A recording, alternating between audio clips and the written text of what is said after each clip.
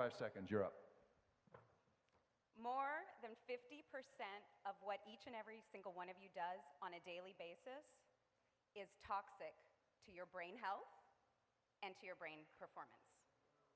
What do you think of that? And guess what one of the leading contributors to that is? Technology. So it seems weird, I'm not bashing technology, but think about how many of you are actually a slave to your phone, your computer, your iPad, whatever it is, instead of you being in control of it. That is a fundamental problem that we have, and it is wreaking chaos on our brains.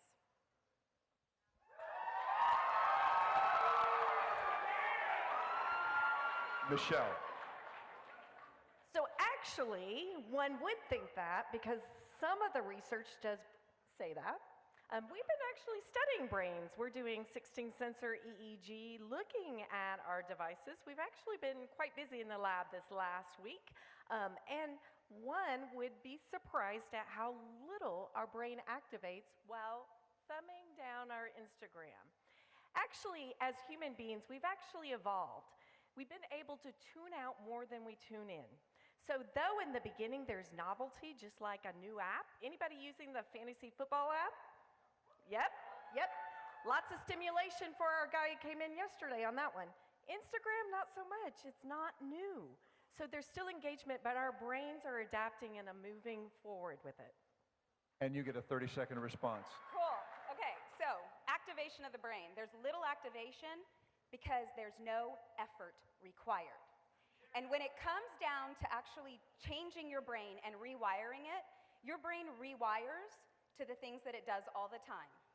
Do you want to rewire it to low effort? Do you want to make it efficient in higher order thinking? Or do you want it to be completely dependent on technology for your answers, for your deeper level thinking? It's up to you. Actually, Ash, our right. brains help us. The health app, I'm at 2.8 miles today. We can use an app called Headspace. Anybody use that? Or Calm to learn to meditate, which is great for our brain. All of these are delivered through our devices.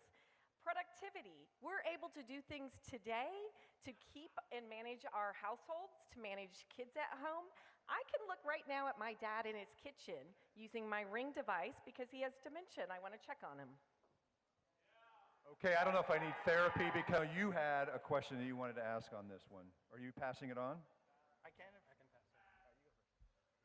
Nick. I have 2 young kids. They're 4 and 2. Can you tell me how to manage their screen time, the quality and quantity? And I must emphasize, I really need to know the answer. I am tired of fighting with my wife, so I really need to know. Go.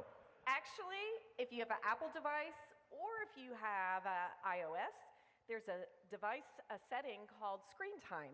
You can do a household setting and you can actually manage each of them, including other people in your household, to see what they're doing, when they're doing it, and you can set limits. Jennifer. Well, I would also say, though, that it comes down to evaluation and choices that you give to kids. And too many choices, too much information overload actually makes us horrible decision makers. So with kids, it's a problem all the time. If any of you guys have your teenagers or little, whatever you call them, 10-year-olds and 11-year-olds that I have, I don't know what you call them, their decisions, their ability to make decisions have been paralyzed by too much. So being able to weed that down for them is a good solution. All right. Kitana and Ashra. Tarang. So, how do you draw a line between exposure to information and intelligence driven by it for the kids? I also have 2 kids, versus letting them fall back. There's this fear that my kid's gonna fall back if he or she is not exposed to the apps, exposed to the learning and exposure. I'll let you go first, Jennifer. Okay, so I think everyone understands FOMO, right? Fear of missing out. But there's also this science that's called JOMO, joy of missing out. And so some of this is really, it comes down to how are we always being plugged in or not? How many of us, even when you go on vacation, you look forward, you crave unplugging, right? We crave that. So I think that there's something to be said for all the technologies that we had. I grew up in an era that we didn't have that, right? And so I agree. I want my kids to be up too, but you've got to have some reasonable stuff. What say you? I would say that related to education, there's some great apps out there. You want to prep for the SAT, you better start in about kindergarten. There's the Khan Academy. You can start going through that. You can see if they actually executed against it by checking, again, their app. So schools have moved forward. There's no going back. I mean, schools and colleges, it's how we get our information. How many people use the 360 app to locate right now where your kids are? Okay? Or if they're in college, you might even be checking on them.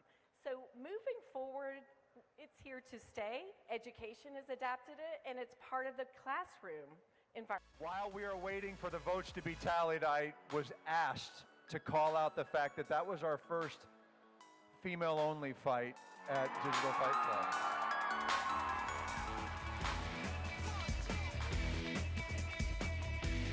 And the winner is Katana!